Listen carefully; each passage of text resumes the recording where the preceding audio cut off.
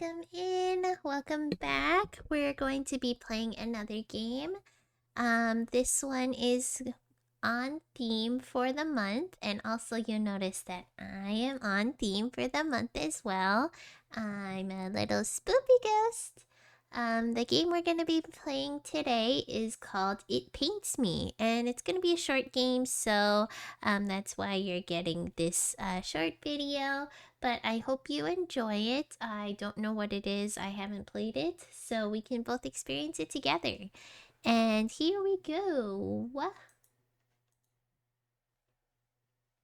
This game contains depictions of violence, death, body horror, chronic illness, grief, and dysfunctional relationships. Alright. Start. Every night I find myself alone in this studio. Curtains drawn tight, my neat row of paints, palette and brushes in the same place on the drawer by the easel. The canvas upon it sits, as always, unfinished, Marie's half-painted face frozen in silent song. Oh, is this one of those, see, okay. I have a feeling I'm gonna be saving a lot. It's late out, as it always is when I awaken here. Marie is nowhere to be found. She must still be at the theater. Even when the curtains fall and stage lights dim, the night is forever young to its star sopranos. I would always wait outside her dressing room, roses in hand, scores of other bright-eyed admirers spilling through the halls, though she alone was mine. And I was hers. It's cold, bitterly cold tonight, but I still draw the curtains and open the windows wide. There's a stench in the room, deep and damp and sickly sweet, that I can't ever seem to be rid of. Besides that, the fumes from the linseed oil make my head spin. Oh! Just realized you guys can't even hear the game. Hold on. Like every night, I measure out my paints, arranging the small dabs of color on my palette from lightest to darkest. Titanium white and cadmium yellow to corpse brown and lamp black.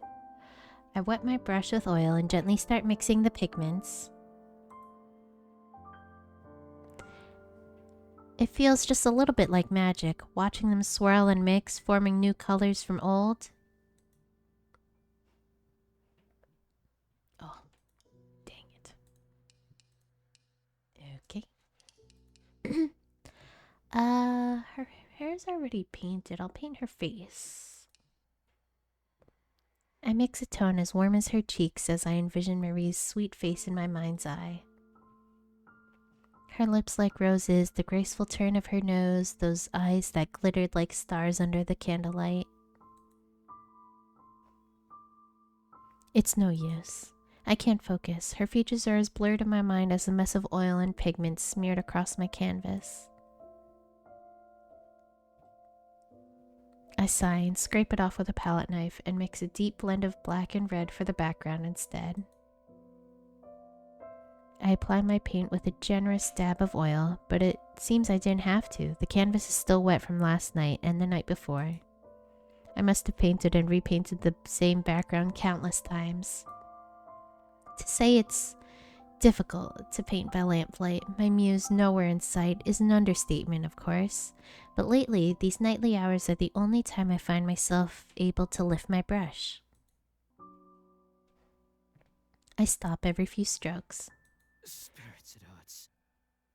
Well, you guys got that one. I had joked that the pain forced me away from the tailor's shop meant... What? I had joked that the pain that forced me away from the tailor's shop meant I could finally return to my paintings at the very least. I was never any good at humor. Marie had sensed my worries, consoled me sweetly in her voice that could charm stone to life. Oh, Sam, don't worry. Oh, I Sam! have roles lined up for months. Go ahead and paint. We can still live comfortably. It hurt. A small part of it did, beyond the physical, beyond the ailments, to seek her permission. To be unable to care for my darling the way I had when we were young, brimming with talent but crushingly unknown.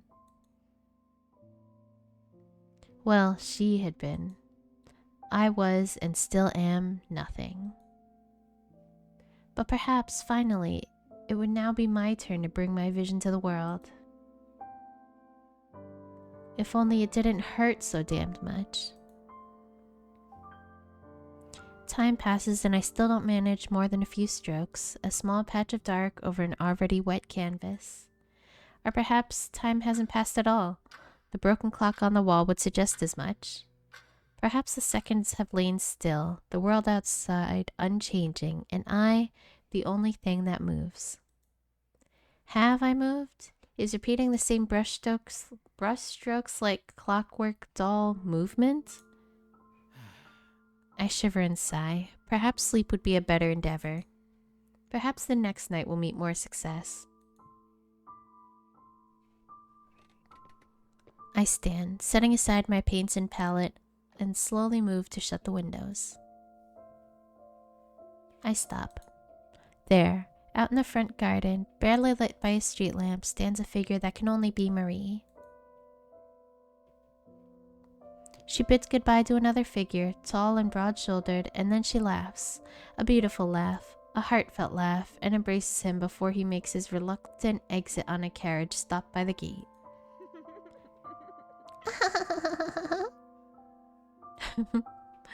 For a moment, I don't know what to think. A friend, a co-star, perhaps that amicable tenor she mentioned every now and then. I didn't see his face, but Marie's social circle had always eclipsed my own. It must be. But why has he come to our home? Why would she laugh that way?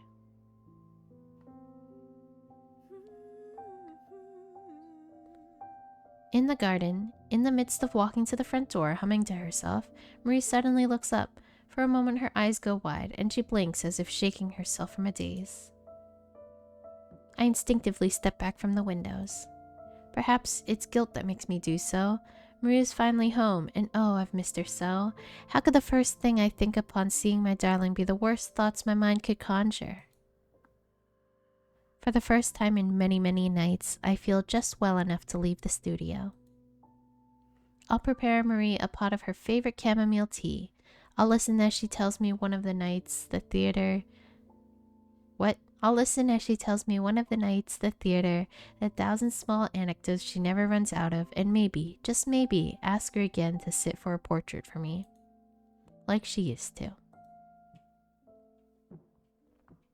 The house feels larger than it used to. Perhaps I was shut in the studio too long. Still, how could I so quickly become a stranger to my own home? The memories are fuzzy. The years blur together like a wash of oil colors. My mother and I, carrying our sparse luggage, stepping inside for the first time. My stepfather laughing, his elbows on the breakfast table, chattering over something he'd read in the paper. Then silent hallways and empty rooms. And then myself, welcoming my new bride to these solitary halls, hanging our newly taken portraits above the mantel. The walls are barren now. I feel the walls in the dark, leaving sticky trails of paint behind, tracing the places where I used to hang.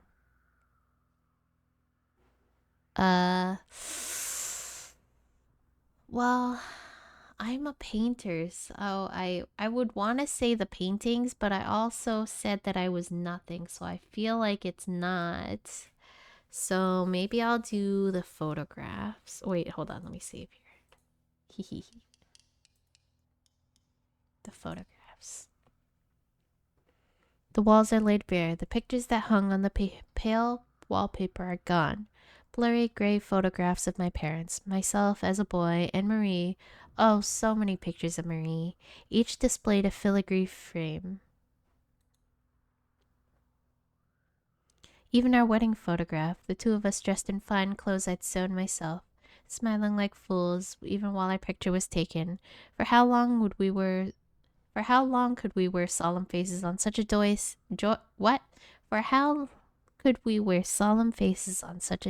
joyous day? It too is gone. The pale wallpaper stands bare, stripped to its bone.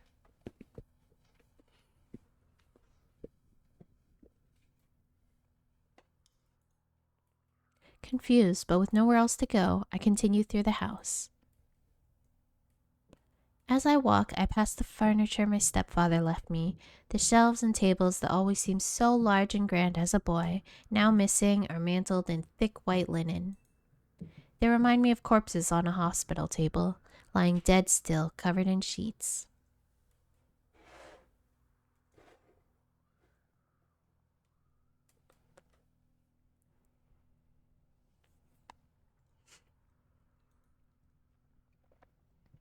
Marie?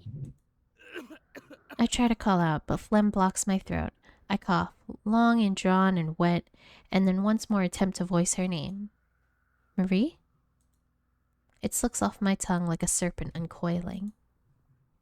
I had always loved her name, so tender and sweet, free of harsh syllables. Marie. It was a name like an impressionist fleur, painted in soft strokes with a fine oil brush. So I'm pretty sure they mean flower, but they put fleur because, like, fancy. It was the greatest joy in the world to join my name to hers. Silence fills the halls, a long, drawn-out silence, a held breath. Finally, my darling answers. Sam.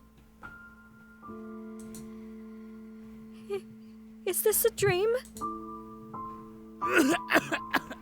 I cough again, another long, wet trail dripping from my lips. Is it a good dream, Dad? Oh. I don't know. It feels like a nightmare. An awful, wretched nightmare.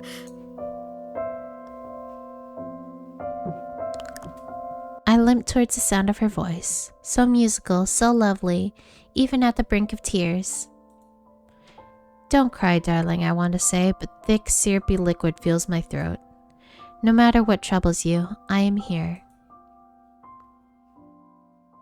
She stands at the edge of the staircase, shaking, a candlestick in hand. The steps are sticky and wet.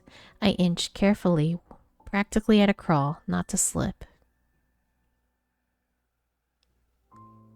My darling lifts the candle as I approach. In the dark of the house, its flickering flame almost blinds me.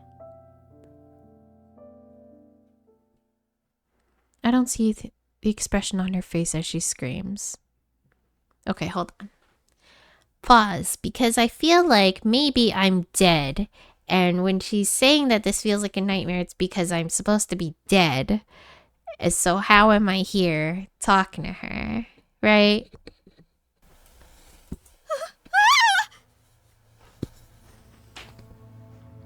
Marie? Where are you, my darling? Every word feels like a dagger puncturing my throat. I limp down each hall, leaving a trail of steps that feel damp and heavy, slick and wet. I try the door to our bedroom. No, Marie's room. I had started sleeping in the spare one when my coughing fits would wake her in the night. It was cold, so cold, alone, but my darling needed her rest. The knob is slick and hard to twist, my hands slipping on the brass. Finally, I managed to push the door open. Though it's completely dark when I peer inside, I know it is empty. No warmth, no flesh, no sound of sweet breath within. I continue down the hall. I trudge, my steps heavy and wet, trying not to slip over the thick, slick surface. Marie?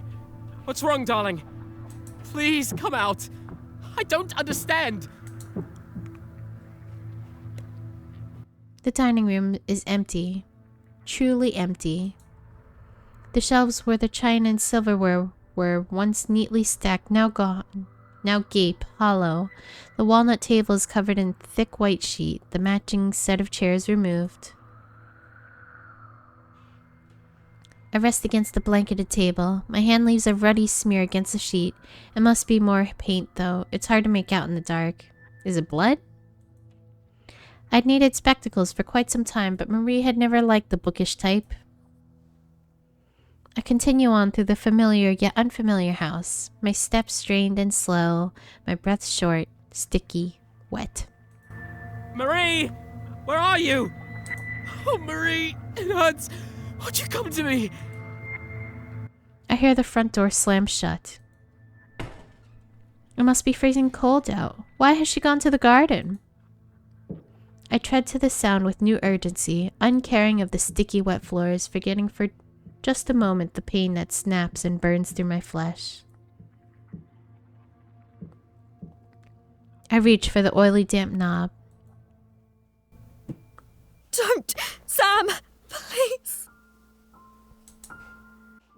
Her voice rings from behind the door. I don't understand, darling. Have I done something to upset you?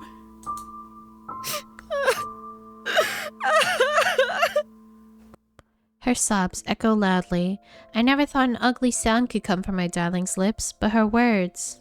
I love you, Sam. I always will. But I can't bear to see you like this. Please, I beg of you, return to where you came. I do think it's because I'm dead. You can't be here. I've moved on now. What? Return where? Dearest, you aren't making any sense. Moved on? I'm your husband, Marie. What on earth is there to move on from? Please remember, Sam. You were ill. You were ill for a long, long time. And you never recovered. I know I'm unwell, Marie. But you said we would still... Are you leaving me? Because I can't care for you anymore? Is that it? Oh. The voice acting is pretty good. You can hear the desperation. You left me. You're dead, Sam. I knew it. I called it. I knew it all along. You've been dead for more than a year.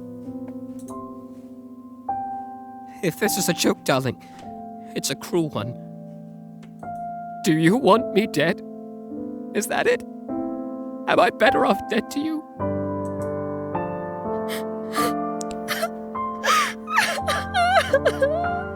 My darling does nothing but sob behind the door. I knew it, though. I called it right from the beginning. How quickly I regret my words. Oh, if only I could see her face, look into her eyes, reassure her, and see that she loves me still. I twist the knob with slick, oily hands. No! Don't come out! Please! On the other end, with a sharp gasp, my darling grabs the knob closed, pushing the weight of her small frame against the weathered wood. Don't come out!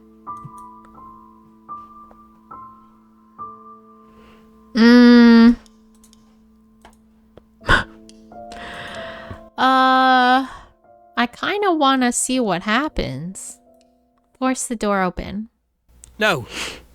Not until you tell me what's going on. Are you leaving me, darling? After everything? I need you. I need you! Oh. My darling utters a sharp cry as the hinges groan against the frame, loosening her grip as she stumbles back onto the cobblestone path. I instantly forget her sharp words when I limp towards her side. As I limp towards her side. Marie, are you alright? I'm so sorry.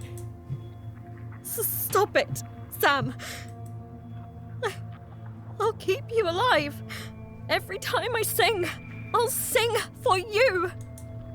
I'll keep you in my song. In my art. Oh, but it hurts. Her shrill voice grates against the ooze spilling forth from my ears. It hurts. It hurts! Am I made of paint or blood? Because they keep saying wet, sticky, slick, all these things that describe like a liquid kind of thing. But is it like paint consistency, or is it blood, or a mix of both? I can see a mix of both. My head rings. My chest is hollow. My chest is a hollow cavity, slippery and wet, flowing with hot, sickly fluid. I cough.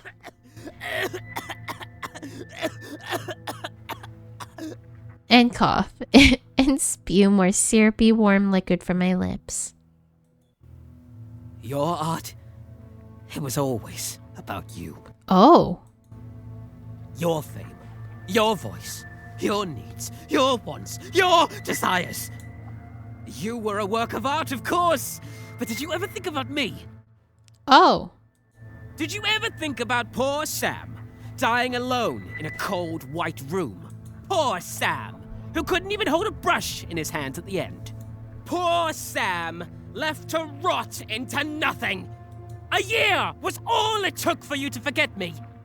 I mean, okay, so, like, yes, part of me is like, what do you mean I've moved on? It's only been a year? But also, I know that love works in mysterious ways, and she's also saying that she still loves you, but like, and she keeps you alive in the song. I'm shaking her, leaving smears of dark, muddy paint over her pale shoulders. The next moment, she breaks from me, running blithely into the street. The carriage doesn't stop for her. Of course it doesn't. My dearest is a wisp of dark curls, a black gown billowing in the night like a shade. She should be light as a breath, soft as mist. But the song that comes is the scream of her breaking bones, her ripping flesh, the breath that leaves her lungs. Ha! But every sound my darling makes is beautiful. Jeez. I don't like that. Not at all.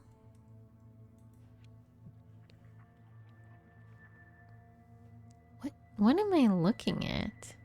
I scoop her mass of flesh and deep crimson hair in my arms.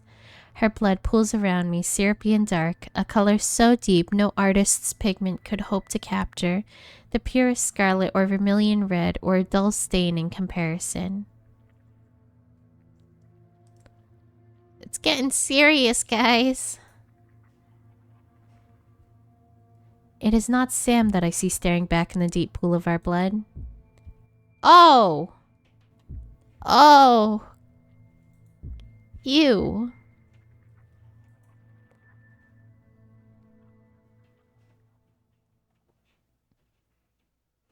My darling is a lovely creature, even broken. I gently carry her up the steps, one slick, damp, crooked step at a time, setting her mass of dreaded bone, of viscera and flesh, on the velvet seat in my studio. The fabric soaks it deep, so very deep. It's dark, as it is every night. I leave the lamps unlit, the windows shut tight. How strange that the stench of linseed oil ever bothered me. After all, I no longer breathe. My darling sits still, ever so still, not a breath escaping her broken flesh. What a lovely model. Oh, what a wonderful thing. All the more beautiful now that it surely hurts to sing. Icon of agony. Oh, it is agony to hold a brush. It always does. But I can bear it. After all, who can truly create without pain? Ew. I don't like that.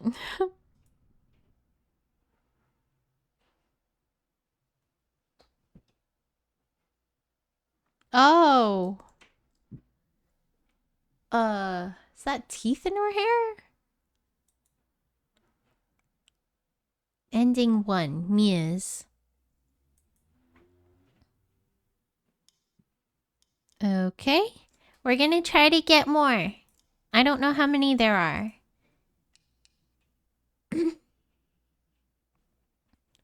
We'll do it from the back to the front. Yes. Let her go. I let go of the door, my hand slicking off its oily surface. Forgive me, Marie. I can see that you don't want to speak to me right now. But whenever you do, whatever this is about, I'll be waiting in the studio. I leave the door. I leave my darling alone, sobbing in the garden.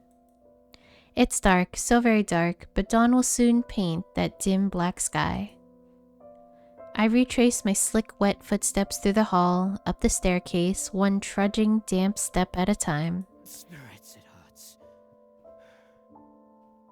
It burns. I feel no breath in my lungs. My chest could be a hollow cavity, slippery and wet, spilling with hot, sickly fluid. It hurts. Oh, it hurts. I stagger into a tall, sheet-covered object, the linen sliding off with a grasp of my clumsy, slick fingers. It's Marie's floor-length mirror. No. Oh, no. No, no, no, no, no, no, no, no, no, no! Ew!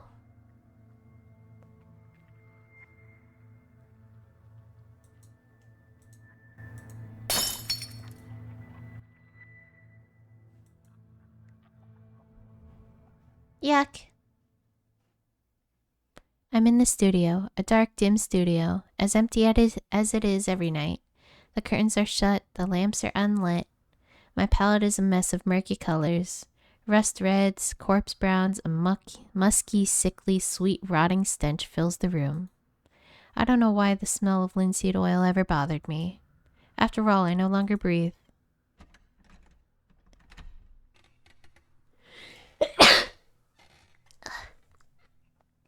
The handle of the door turns behind me. Slowly, it creaks open, and a figure steps inside.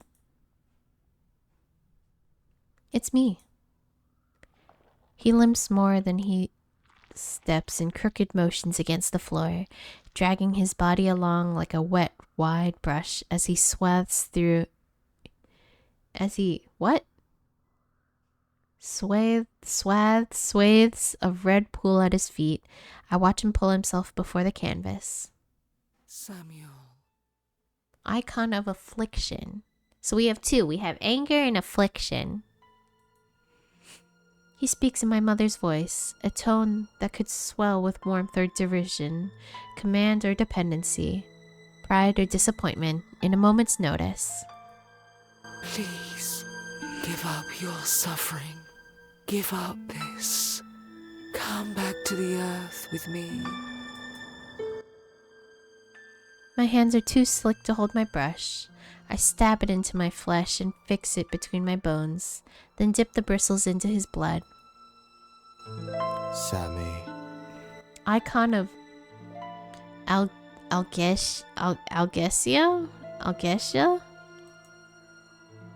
He speaks in my stepfather's voice, but without laughter or joy. In the same cadence, I imagine him taking his last breath, crimson staining his uniform, the dog tags cold around his neck. So his stepfather died in the war? Don't suffer anymore, Sam. You are nothing already.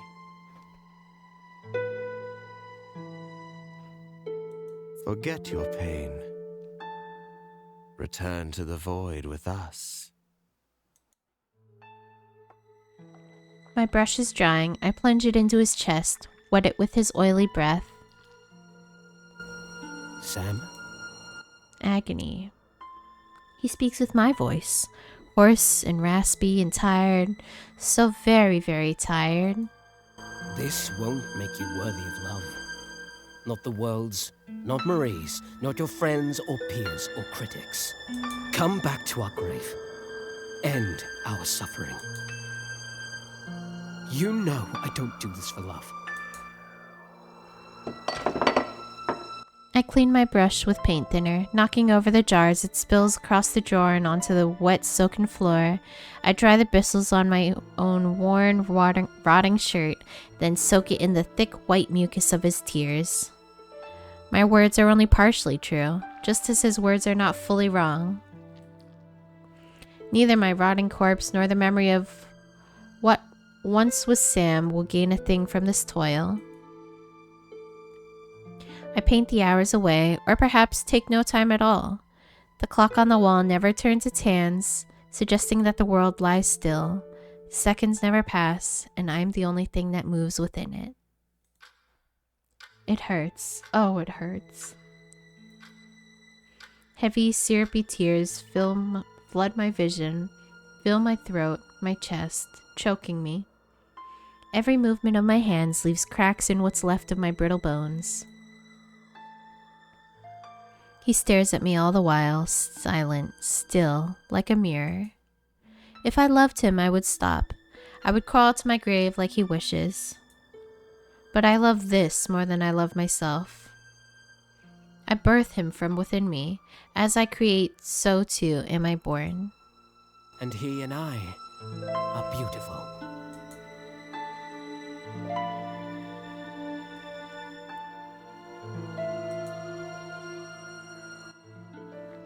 Ending 2, Self-Portrait.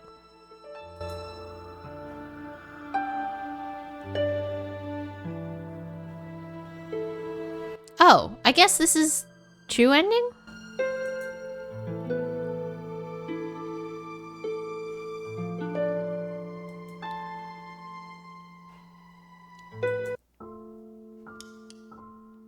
Investigate. The paintings.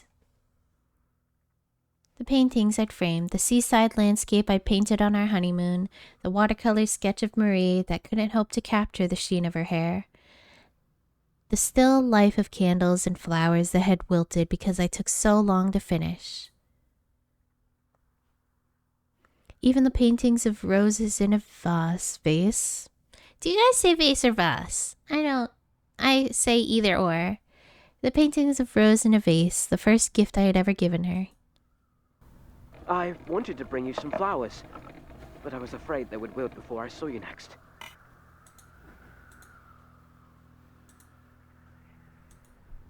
You painted them. Oh, they're beautiful, Sam. The naked walls stare blankly at me. Confused, but with nowhere else to go, I continue through the house. As I walk, I pass the furniture my stepfather left me. Oh, I already read that part before.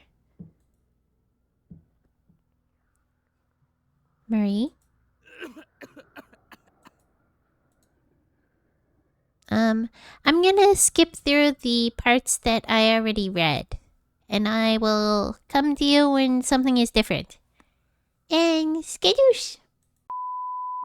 Oh, it seems like this one leads to the same one. So I'm gonna load from the other one and see if that one gives any.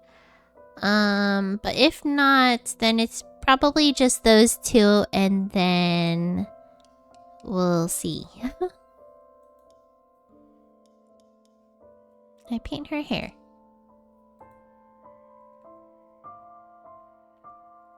I blend a dark, deep red on my palette as I envision her hair in my mind's eye.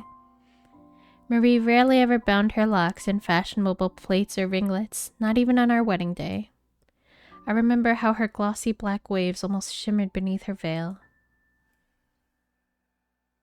The color on my palette is still as dull as mud.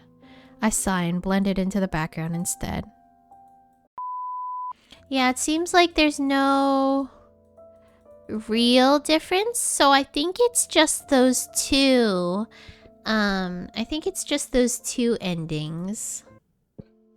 Okay, so let's hit the investigate button, and then besides that, I think that's pretty much the game.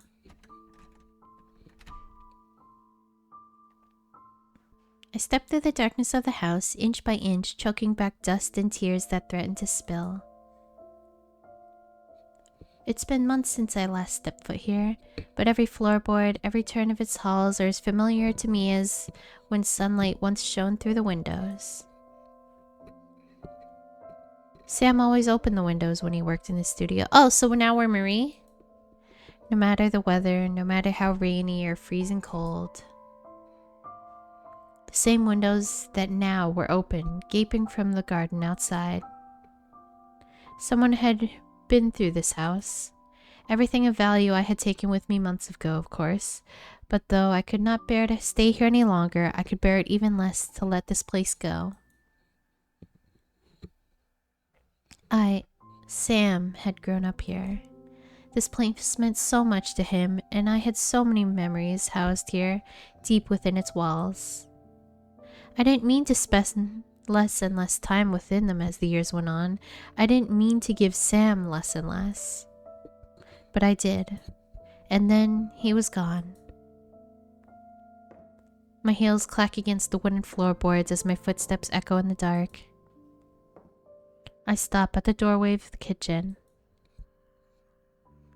That old rickety shelf gapes out empty, while the walnut table silently stands beneath the muffled sheet.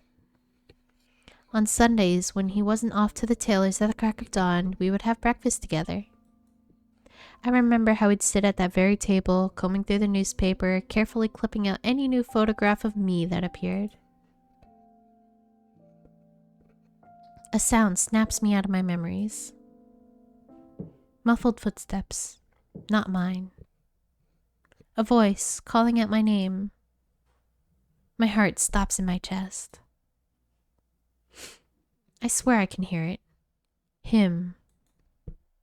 Not the academy student in a hand-me-down green coat, full of life, nor the man who waited by my dressing room with roses, almost too shy to present them to me. And not the man in the paint-stained apron hunched over a canvas, eyes locked in concentration. The owner of the voice cannot be that man, but it has his voice. Calling out to me. My mind is playing tricks on me. It can't be. Holding my candlestick tightly, I slowly approach the staircase. Sam? I call, peering into the darkness above me. The outline of a figure stands, its movements slow and haggard. Is this a dream? The shape in the darkness coughs and coughs again in wretched pain. I choke back my own sobs in my throat. Is it a good dream, darling? He finally says. I don't know. It feels like a nightmare. An awful, wretched nightmare. As the figure steps into view, I blink against the flickering candlelight and finally look at him. My darling, oh my poor, poor, precious Sam. No, what's left of him.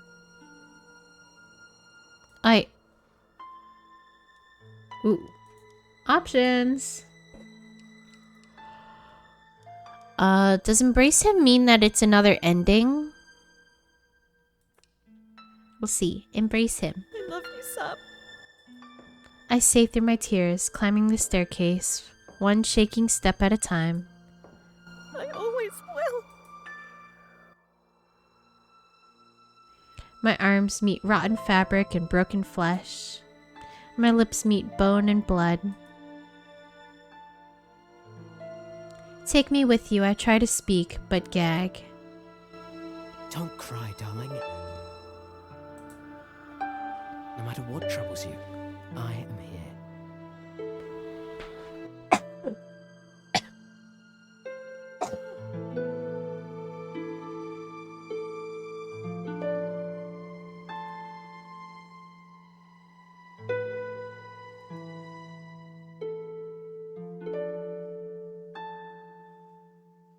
Singer found dead. Beloved soprano Marie Claremont's body found in former residence. Melpomene.